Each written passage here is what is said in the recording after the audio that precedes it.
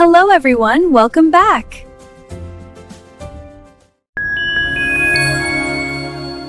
அஸ்ஸலாமு அலைக்கும். எல்லாம் எப்படி இருக்கீங்க? இறைவன் கிருபையால எல்லாம் நல்லா இருப்பீங்கன்னு நம்புறேன்.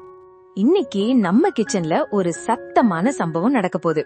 வெளியில இடி இடிச்சாலும் சரி, இல்ல வெயில்ல மண்டை காஞ்சாலும் சரி, நம்ம மனசுக்கு இதமா ஒரு நாகூர் ஸ்பெஷல் கொத்து பரோட்டா போட போறோம். ஹோட்டல்ல அந்த டன் டன் சத்தத்தை கேட்டாலே பாதி வயிறு நிறைஞ்சிடும். இன்னைக்கு அதே சத்தத்தை நம்ம வீட்ல எழுப்பி பக்கத்து வீட்டுக்காரங்க என்ன விசேஷம்னு எட்டி பார்க்க வைக்க போறோம். முதல்ல 2 பரோட்டாவை எடுத்துக்கோங்க.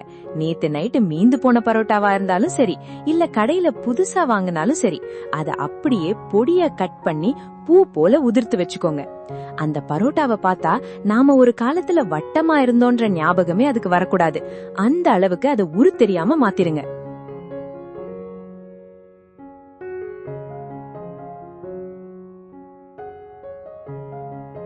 இப்போ ஒரு கோப்பையில 4 முட்டைய உடைச்சு ஊத்துங்க. அதுல 1/2 டீஸ்பூன் மிளகுத்தூள், தேவையான அளவு உப்பு சேர்த்து நல்லா அடிச்சு வைங்க.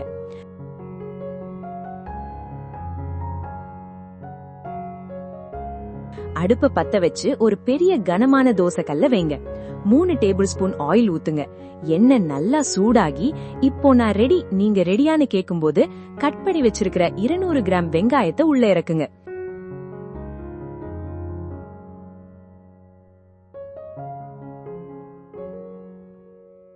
கூடவே பாதி தக்காளி, காரத்துக்கு 2 பச்சை மிளகாய், அப்புறம் கலர்ஃபுல்லா இருக்க கொஞ்சம் கேரட், மல்லி இலை.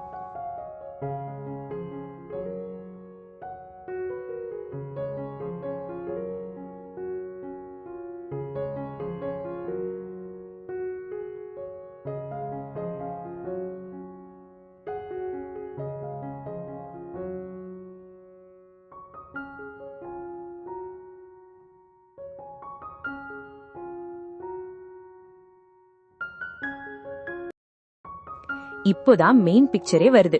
1 டீஸ்பூன் மிளகாய் தூள் காரத்துக்கு, 1 டீஸ்பூன் மஞ்சள் தூள், அப்புறம் அந்த ஏரியாவையே மணக்க வைக்க 3/4 டீஸ்பூன் கறி மசாலா. கைப்பக்குவத்துக்கு ஏத்த மாதிரி உப்பையும் போட்டு அந்த மசாலாவோட பச்சை வாசனை போகிற வரைக்கும் நல்லா வதக்குங்க.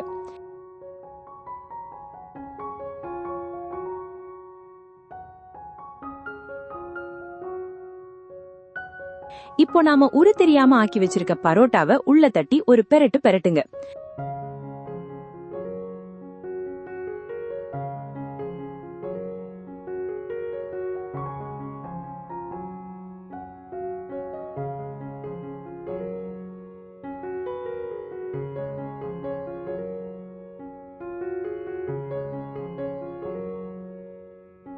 இப்போதாங்க அந்த ஆக்ஷன் சீனே.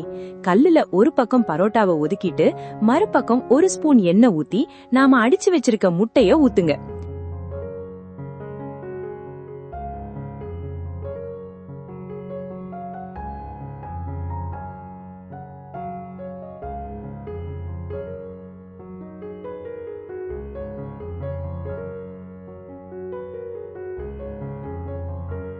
முட்டை பாதி வெந்து வரும்போது பரோட்டாவோட சேர்த்து கலந்து விடாதீங்க, அப்படியே கதற விடுங்க.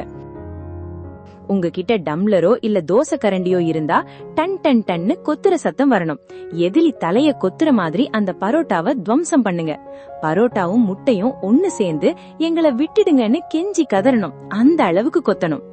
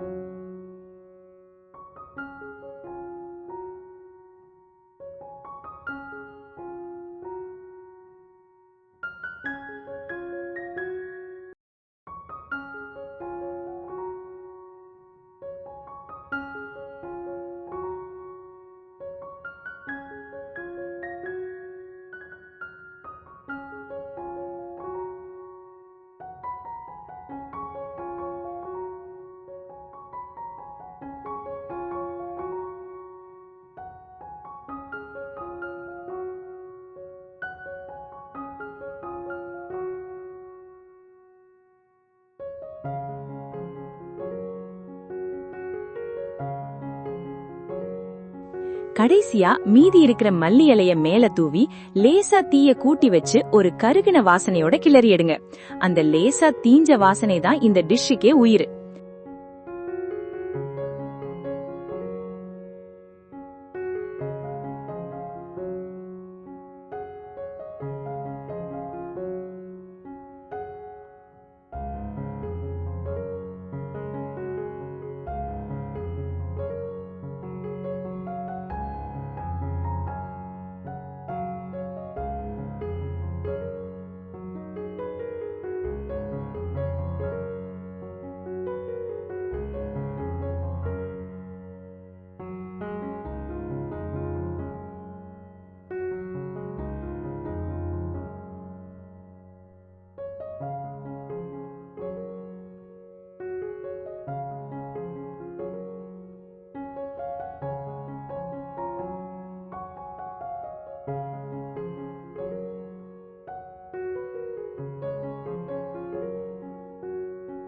அவ்வளவுதான், நம்ம நாகூர் ஸ்பெஷல் கொத்து பரோட்டா தயார்.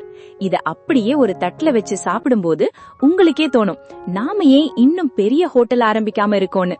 ட்ரை பண்ணி பார்த்துட்டு உங்க வீட்ல யார் யாரெல்லாம் சத்தம் கேட்டு ஓடி வந்தாங்கன்னு கமெண்ட்ல சொல்லுங்க. மறக்காம நம்ம சேனலை சப்ஸ்கிரைப் பண்ணிடுங்க. அடுத்த அதிரடி சமையல்ல சந்திப்போம்.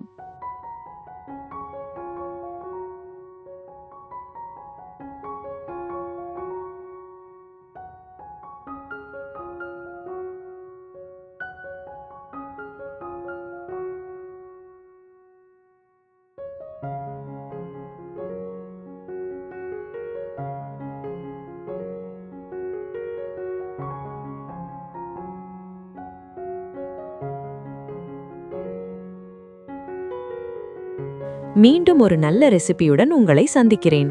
நன்றி. அஸ்ஸலாமு அலைக்கும்.